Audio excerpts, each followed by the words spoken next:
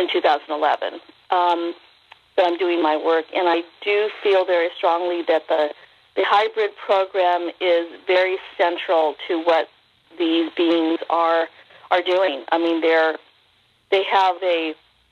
definitely have an agenda, and they're very interested. They've been very interested in our DNA, in our reproductive process,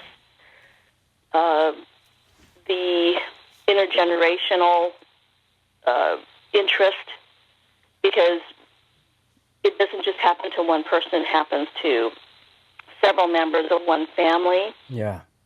And I've had so many cases now, of course, as well as, of course, Bud's been doing this, 40 years, and he talked about this as well.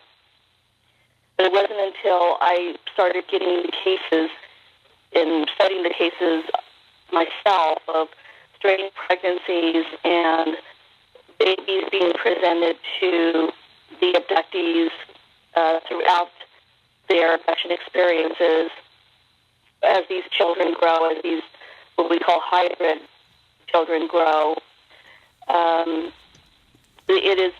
It is, I think, the central part of the abduction phenomenon. Now, we may, 10 years from now, I may be adding on to this, but, we don't know at this point, and I did speak about this in Chosen, my book, what is to become of all these hybrids. Are they going to live here? Are they living here already? Yeah.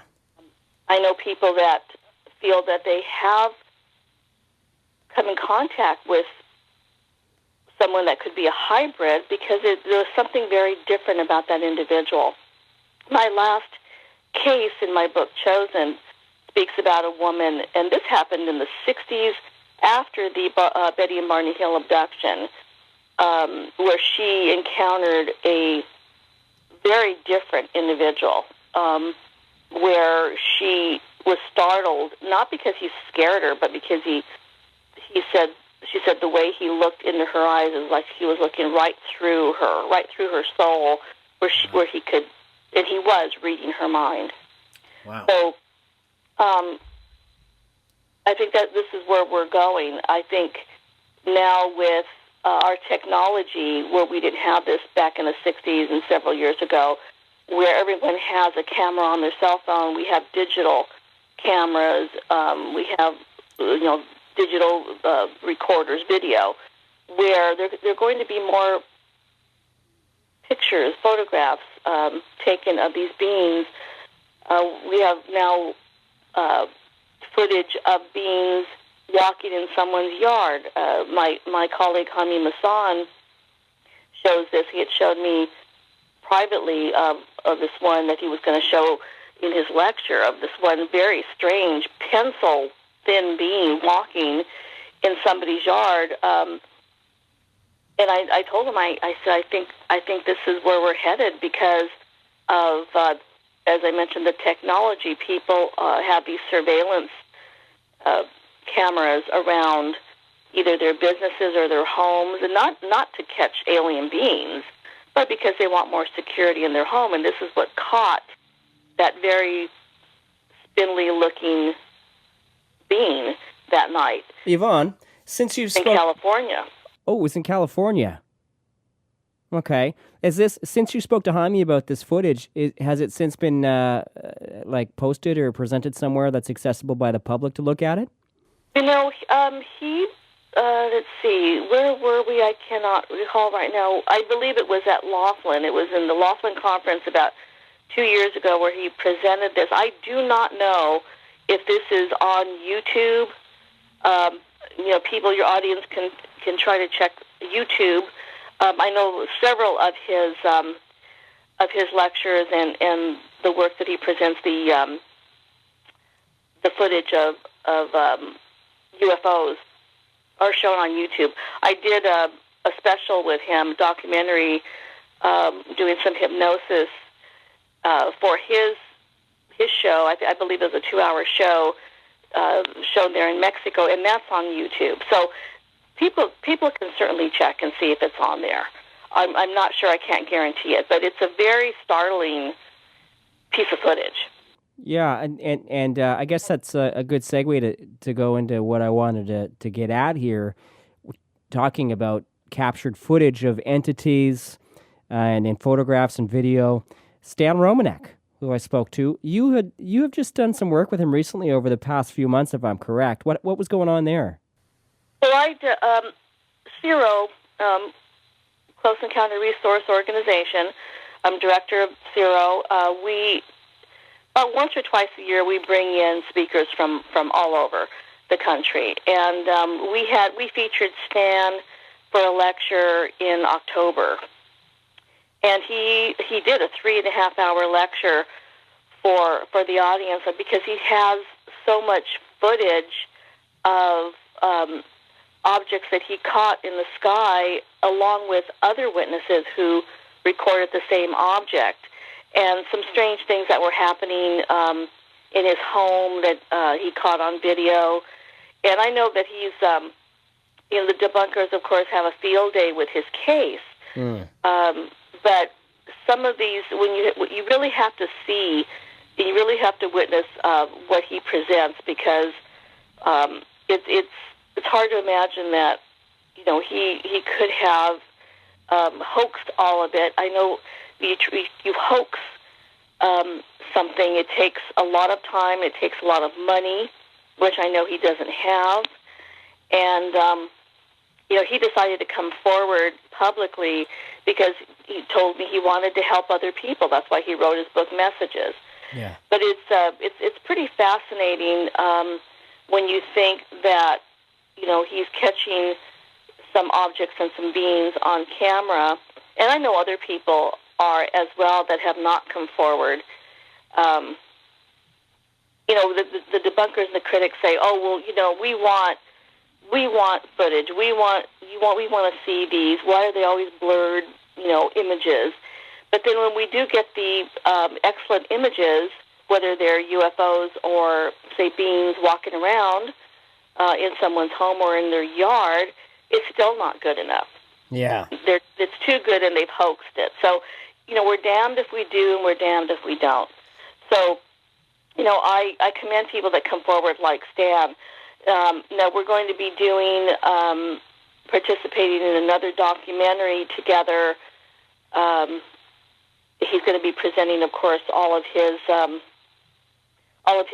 experiences and all of his everything. It is very well documented, and that's what I encourage everyone out there who are experiencing abductions, high strangeness, is to please try to document everything as much as you can.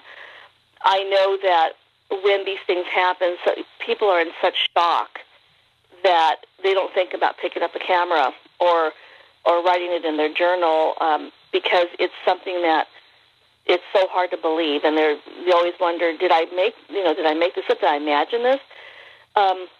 But it's so important to document it because you may want to look into it later on, and I'm talking about could be 10, 20 years later. Yeah. But you have it documented where, because your mind is not going to be as sharp, and you're not going to remember every detail. But we're going to be hopefully participating in this documentary. Right now we're in the talking stages of it. I may be doing some regressions with Stan if he chooses to do it, to see what more, what further information we can retrieve. But like I said, it's up to Stan. But this documentary is going to be really excellent. It's going to cover his case in depth. Yeah, I'm really excited about hearing that, Yvonne. I was going to ask you if you ever had done a hypnotherapy session with Stan. So that'll be interesting to see what conclusions come out of that.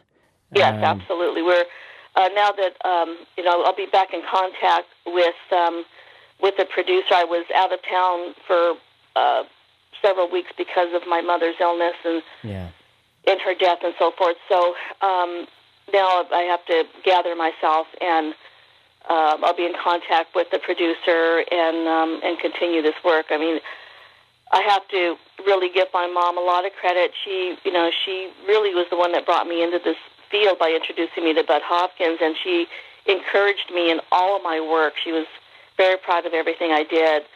So, for her, in her memory, I have to, you can't stay depressed and grieving. You have to go on.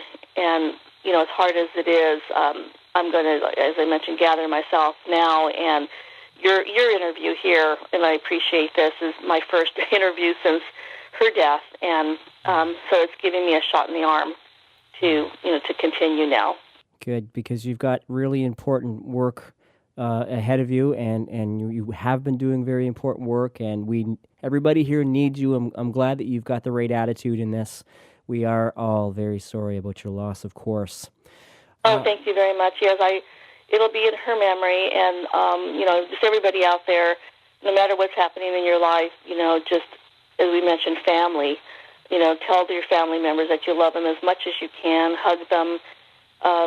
Because we're not all going to be here forever. So, but I appreciate this interview very much, because this is, as I mentioned, this is getting me going again to do my work. Well, I understand that, and I don't want to keep you for a whole lot longer. I do have to pose this question to you, though. With these insinuations or theories that these aliens or hybrids could be walking among us and their agendas and so forth. It makes me wonder about a lot of things for the future and where we're at right now contemporarily in the ufological field. In particular, the dark shadow that still hovers and is cast over the abduction phenomenon. Ufology in general, exopolitics in a way, is really coming to the forefront of the media. The media is taking a different stance because of high-grade messengers like yourself and like Kaku, Bassett, and Kane, Linda Moulton Howe, for instance. It's becoming a little bit easier to deal with and hear about on the media. They're not humoring it as much as they used to. Why is this dark shadow being cast on abduction still? Do you think that people aren't ready to face this? Do you think it's a terrible fear, human nature? Do you think the world will ever be ready like John Mack was at his level? I think a lot of it, of course, is fear. I think it's just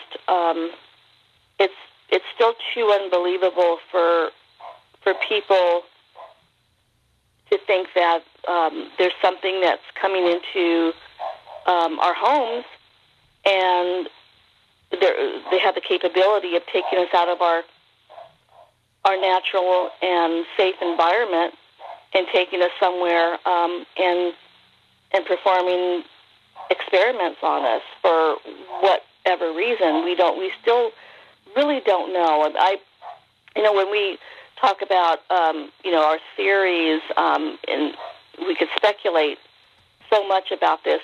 I mentioned, I think the hybrid program is very central to the abduction phenomenon. I don't have 100%, proof on that. Yeah. I was not given that information. I could only go according to our research, my research, my cases, and comparing them with my colleagues over the years. But I think a lot of it is fear because, how can we protect our families and our children from this happening? This is what parents are very upset about because they think, how can I protect my child and when I have no idea when they're taken? It is very frightening, and the only thing I could tell people is that, and I tell people in private session, is that remember that whatever happened, you came back, you are now safe, you're functioning, and we're going to get to the bottom of this. We're going to try to get answers. I don't have the ability to stop these abductions for people. I wish I did. Yeah. But with the work, private sessions, that's why I established Zero about 18 years ago for people to come together every month to talk about their experiences without the fear of ridicule. And they feel that they know that they're not alone now. um, Yeah. with